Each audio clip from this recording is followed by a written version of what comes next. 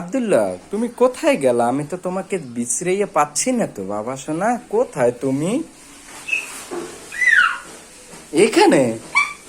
তুমি এখানে কিভাবে? এটার ভিতরে ঢেকেছিলা তুমি? দেখি তো আবার। হ্যাঁ, এত বুঝারই কোনো উপায় নাই যে এটুকের ভিতরে ও আছে।